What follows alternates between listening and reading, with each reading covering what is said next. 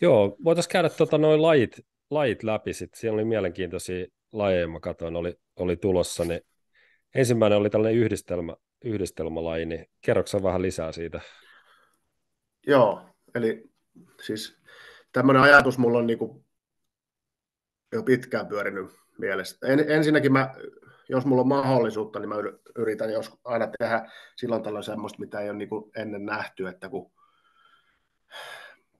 niinku pidempään lajin parissa olleet, niin niilläkin alkaa vähän tulla jo ehkä korvista ulos joku perinteinen farmarikävely 20 metriä tai joku tukkimaksimi pelkästään tai muuta. Ne on hyviä lajeja, en mä sitä sano, mutta jos on mahdollista vähän niin kuin ajatella laatikon ulkopuolelta, niin miksei sitä tekisi, että jos se kuitenkin täyttää ne kriteerit, että vahvin voittaa.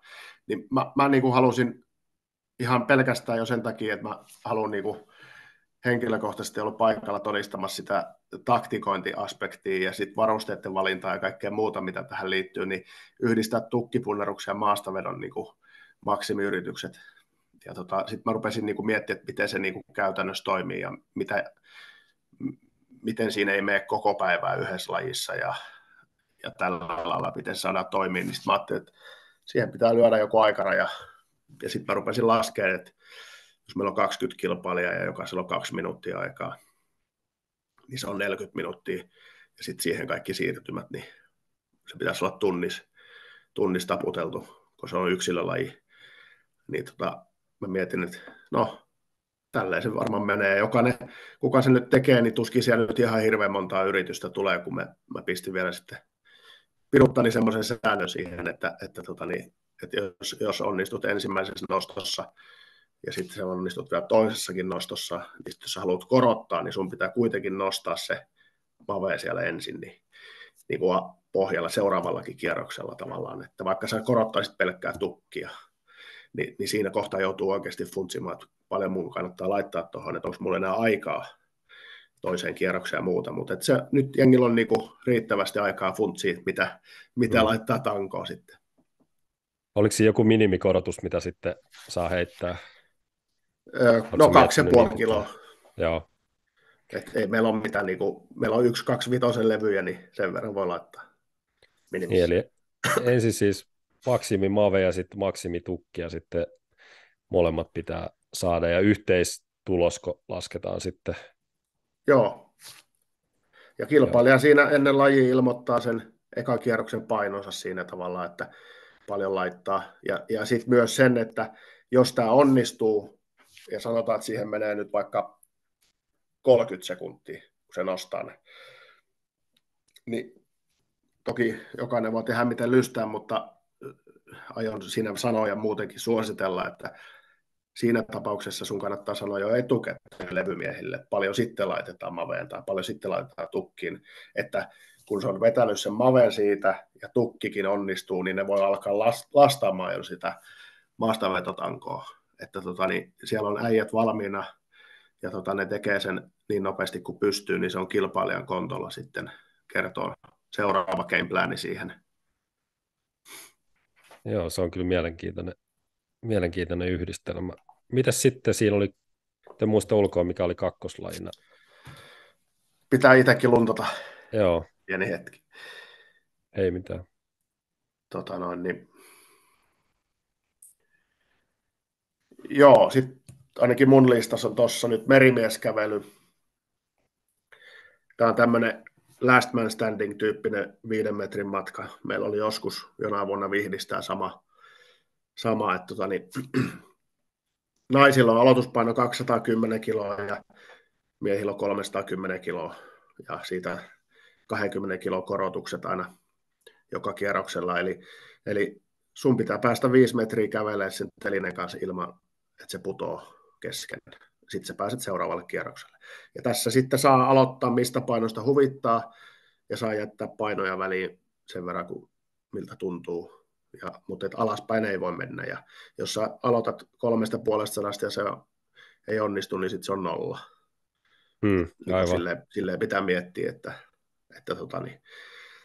Sitten mä ajattelin, että no aloituspainot nyt sellaiset, että ei siinä koko päivää tarvitse kävellä edes taas. Joo. se vaikuttaa kyllä mielenkiintoiselta. En muista, että olisin ihan samanlaista nyt viime aikoina nähnyt. Mä katsoin, että Ruotsin vahvimmassa, satuin sitä kattelemaan, niin siellä oli semmoinen, että ne niinku jatko koko ajan, tavallaan ne laittoi niinku vauhista, kävelään se 5 metriä, sitten ne laittoi lisää painoa ja sitten taas jatkettiin. Joo, Se sekin on oli, ihan mielenkiintoinen. Se on vähän ehkä enemmän semmoinen kestävyyslaji. Että tässä tulee kuitenkin, no nyt toi tehdään pari lajina sille, että 2 yhtä aikaa, mutta siinä tulee kuitenkin niinku 5-10 minuuttia ehkä, mitä nyt tuleekaan taukoa jokaisen. Niin, tämähän on tämmöinen maksimivoimalla ihan tämäkin on, että mittaa tuommoista niinku kävelylajin maksimivoimaa. Et mun mielestä hemmetin raju laji siis. Mä muistan, kun itse suunnittelin lajit ja itse treenasin tätä silloin aikana sinne johonkin vihdikisaan, niin oli se kyllä karu touhu, että mulla oli kroppa niin tiltissä siinä, mutta onhan se ihan hauska vaihtelu, ja jos on merimies-kävelys vahva, niin sit on kyllä tosi vahva niin kuin ylipäätään, että se ei niin kuin onnistu jos ei ole sitä tehnyt harvemmin. kyllä, ja että se vaatii kyllä keskikropalta ja muuta kyllä ihan sikana. Jos puhutaan nyt vain miehistä vaikka, että just niitä on ehkä helpompi arvioida, niin kuinka korkealle sä luulet, että päästään siinä?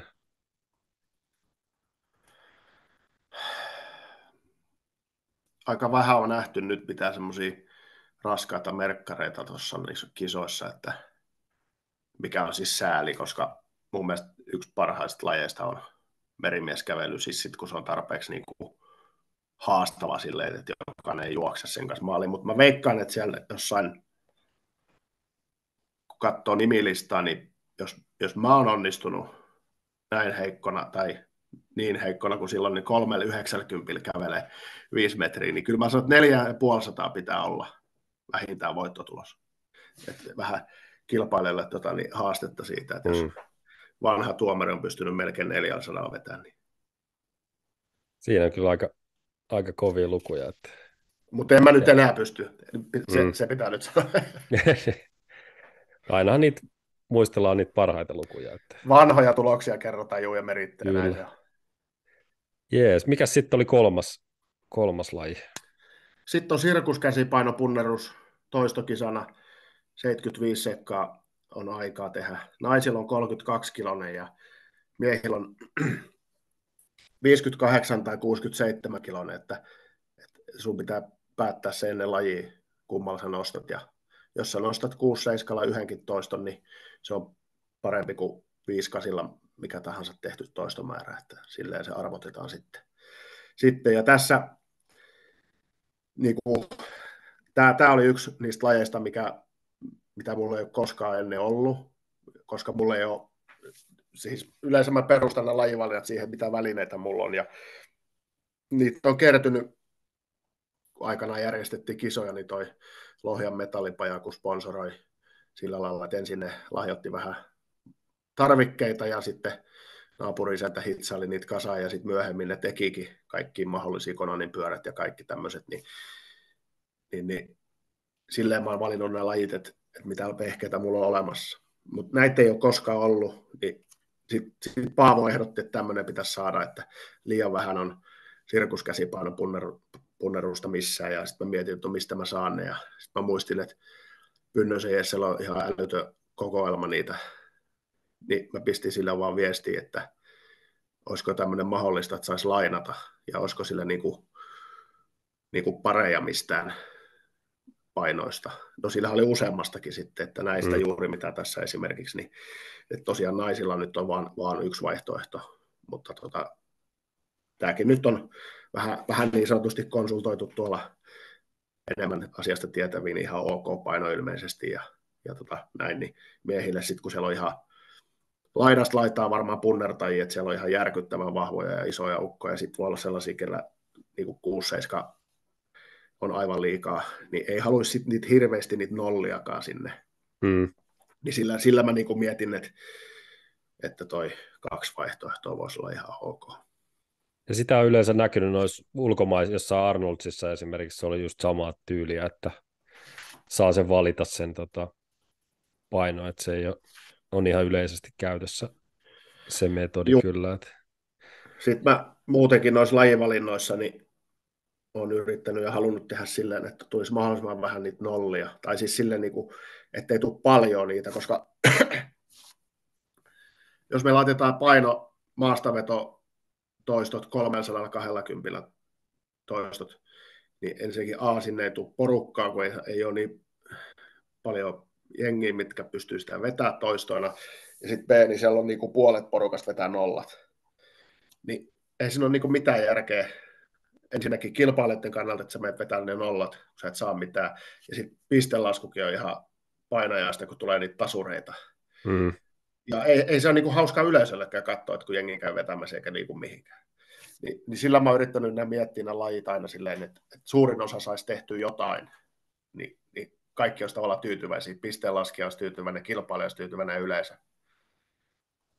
Kyllä, ja kyllä siinä kuitenkin yksi aspekti, että päästäisiin esittelemään niitä urheilijoiden parhaita puolia, ja niin kuin ne näyttäisi hyvältä siinä. Että eihän kukaan näytä siitä hyvältä, että jos ei se saa sitä tehtyä edes kertaakaan. Että se on kyllä ihan totta. Ja just siitä kässäristä jo, muistan Paavon kanssa taidettiin siitä puhua, että sitä on ollut aika vähän. Ja se mun mielestä, mä en tiedä mitä sä itse, mä oon ihan amatöörin silmin, mutta kun mä näen yleensä suomalaisia, kun ne sitten tekee sitä, niin se kyllä näkyy ehkä, että sitä ei ole paljon tehty, että se tekniikka ei ole ihan, jos katsoo maailman huippuja, niin se tekniikka-ero on, tai sitä on kuitenkin vielä. Sitten monissa muissa lajeissa sitä ei taas ole sitä tekniikka-eroa, mutta tämä on ehkä semmoinen, mistä on. No ihan varmasti näin, mutta mä luulen, että nämä meidän kotimaiset kilpailujärjestäjät, monet muutkin törmää tähän samaan ongelmaan kuin minäkin, että ei niitä vaan ole niitä välineitä, että sitten kun nolla budjetilla näitä tehdään ja omasta pussista maksetaan kaikki, niin ei ole varaa, ei ole varaa ostaa. Ja mitä järkeä siinä on sen takia ostaa niitä, maksaa itse kipeäksi, että sä saat hyvää hyvyyttä järjestetty jonkun kilpailun, mistä sä et saa yhtään penniäkään itsellesi. Niinpä. Hyvä, että Jesseltä löytyi ja hyvä huomaa just, että se toimii tavallaan tällainen solidaarisuus tässä asiassa, että lainaillaan tavaroita ja saadaan niin kuin kisoja tälle järkättyä. Joo, siis todella hieno homma ja jo etukäteen ja kiittelinkin jo Jesseen, mutta aivan loistavaa, että näin sitä lajia viedään eteenpäin. Kyllä. Mites sitten neljäs? Oliko neljäs se kyykkylaji? Muistanko oikein? Joo, kyykky, tämmöinen, ilmeisesti tätä kutsutaan semmoiseksi Anderson-kyykyksi täällä merimies kävelytelineellä ja siinä on ideana, että se säädetään se puomi silleen, että sun reiden yläpinta on vaakatasossa siinä ala-asennossa. Ja sitten sieltä lähdetään kyykkimään. Eli siis ensin on 80, sitten kun se nousee, niin sitten laitetaan 20 kiloa lisää. Ja jos se nousee, laitetaan vielä 20 kiloa lisää. Ja sitten sillä 120 tehdään 75 sekunnin aikarajan puitteissa niin monta toistoa kuin menee. Ja sitten yhteistoistomäärä lasketaan, eli toi 80, 100, 120, niin siinä on jo 13 kasassa, ja sitten sillä 120 paukutetaan siihen päälle sitten niin monta kuin menee. Miehillä on sitten 180 aloituspaino, sitten on 200 ja 220. Säädetäänkö se jokaisen kisailijan mukaan sitten se aloituskorkeus?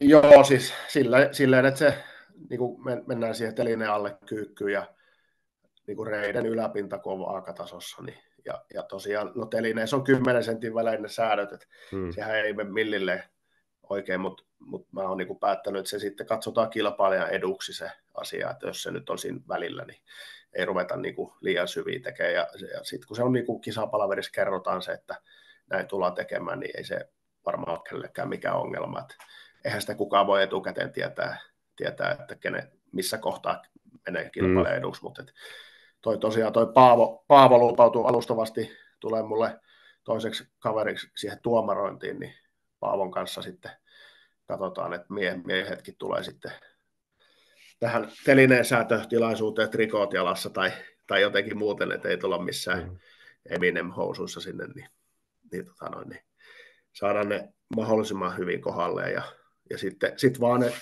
teline korkeus kilpailijan oman muistiin ja hänen pitää sitten ilmoittaa se sitten levymiehille. Mutta tuossa kun mä oon vähän sitä mittaillut, mä oon 188 senttiä ja mun treenikaveri on mua ehkä 5 senttiä lyhyempi ja sitten vieläkin lyhyempi ihminen on mitannut sitä tuossa, niin ei siinä montaa niin kuin säätöä tuu, että ehkä 3 tai 2, niin kuin, jos miettii vaikka miestenkin kisaa, niin ehkä yksi säätö, että kun siellä pitäisi olla muuten niin kuin 1,50 m ja 2 metrinen, mutta kun ei semmoisia niin ole, että yleensä ne on 175 tai 95, niin varmaan selvitään aika pienellä säätelyllä siinä kyllä.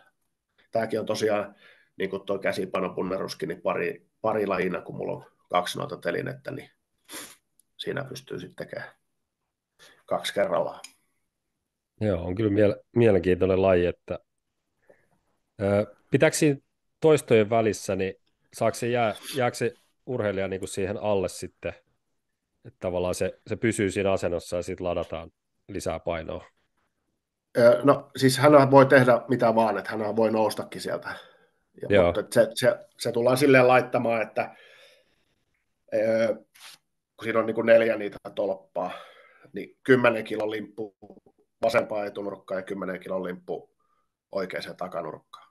Siinä on 20 korotus. Ja sitten kun tulee toinen 20 korotus, niin sitten taas oikea etunurkka ja vasen takanurkka, niin se on tosi nopea, kun siinä on levymies valmiina näin. Että mä en itse nousisi välissä, niin kuin jos niin kuin voimat riittää vetää noin niin kuin tosta, niin pysyisin siellä alhaalla kyllä, koska se on ihan sekunnin homma. Siinä ei mitään lukkoa eikä mitään tarvitse, kun ne pudotetaan ne levyt siihen vaan.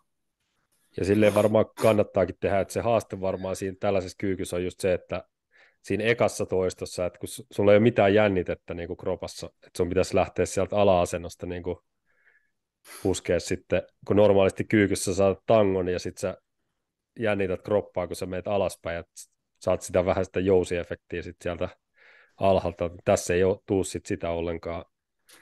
Se on just näin ja tämä on sellainen asia, että jos tätä ei treenaa niin kun tämmöisestä stopista, niin se on vaikea kyllä. Et jos on vaan tehnyt ihan normikyykky, missä mennään ylhäältä alas ja alhaalta ylös, niin kuin just sitä jousiefektiä käyttäen, niin hankalalta tuntuu, mutta ei toi niin kuin mahdoton ole, että eihän toihan on tuommoinen boksikyykky niin kuin pitkällä stopilla, missä ei niin kuin ole, kokonaan tavallaan kadotetaan se jousiefekti sieltä.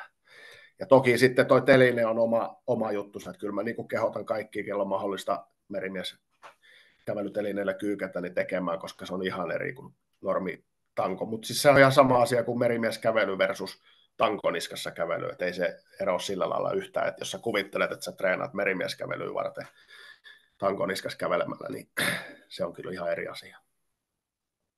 Joo, miten sä oot muuten mieltä tästä niin kuin variaatina, jos treenaa vaikka normikyykkyyn, niin olisiko tämä hyvä niin kuin treenivariaatio sille ihan peruskyykylle? No siis jos on välineet saatavilla, niin miksei? Mä oon itse sitä mieltä, että tietenkin mitä kokeneempi, niin sitä tiheämmin kannattaa vähän jotain muutoksia tehdä treeniohjelmaa. Kyllä tämä ihan kiva vaihtelu on ihan, vaikkei nyt tämmöiseen kisaan ikinä osallistuiskaan, niin kokeillaan. Et vähän tämä ehkä mun mielestä vastaa semmoista niinku, semmoisella kampertangolla, semmoisella tämän näköisellä tangolla tehtyä boksikyykkyä, jossa tehdään niinku pitkä pysähdys, että kun se vähän niinku heiluttaa sua, ja se on vähän ehkä semmoinen hyvä huomenta ja kyykyn niinku risteytys, kyllä sitä kannattaa kokeilla, jos tuntuu, että tarvii vähän vaihtelua. Voi olla, että sieltä löytyy keskivartalosta uusia lihaksia, mitkä sit voi auttaa ihan normaalissa kyykyssä. Joo, ja sitä kampertaan, kun sitten näkyy, että nuo huiput treenaa ainakin sillä usein Joo, just kyykkyä, että se on ihan paljon käytetty. Sitten oli vielä 5. laji. joo. Eli tämmöinen yhdistelmälaji, missä on niinku farmarikävely ensin 15 metriä, ja sitten on tämmöinen säkin lastaus 15 metriä. Eli tässä nyt, tämä nyt on ehkä eniten semmoinen kestävyyslaji, kun tästä tulee 30 metriä liikkumista sitten. Niin, halusin tämän tähän nyt siksi, koska tuossa on tosiaan paikallaan, niin kuin just manasin tuossa, ettei kaikki lajit olisi paikallaan seisomista, niin merimieskävelyssä kävellään tosi vähän näin, niin sitten mä ajattelin, että otetaan tähän loppuun tämmöinen pikku yhdistelmä, sit, missä joutuu vähän pidempään meneen. Niin naisilla on farmareiden paino 80 kiloa per käsi, ja sitten säkki painaa myös 80 kiloa, joo. Ja sitten miehillä farmarit on 130 per käsi ja 120 kilo säkki. Et mä luulen, että se tehdään niinku jotenkin silleen, että mennään farmarilla 15 metriä noin, ja sitten siellä on säkki odottamassa, ja se tuodaan takaisin tonne noin. Todennäköisesti näin. Ja sitten se säkki jonnekin lavalle, että mä itse en tykkää yhtään sellaisesta, että mennään joku viiva yli, vaan heitetään se, että se ei ole mikään lastaus mun mielestä. Mä oon sellainen vanhan liiton, että se pitää olla joku platformi, mihin se oikeasti nostetaan. Että se ei vaan, että sä pystyt sen, jos se roikkuu sulla tuolla nilkoissa ja sä laahaat sen, niin sä pääset viiva yli, niin sä oot maalissa, niin ei niin. Vaan että se on joku tommonen metrinen ehkä, tai mikä nyt onkaan sitten se kuormalavan pino siinä. Siinä on sitten nopein aika voittaa, siinä on 75 sekkaa aikaraja. Tämäkin laji tehdään parilajina sitten, että meillä on saadaan tuplat näitä välineitä. Joo, tuolla voi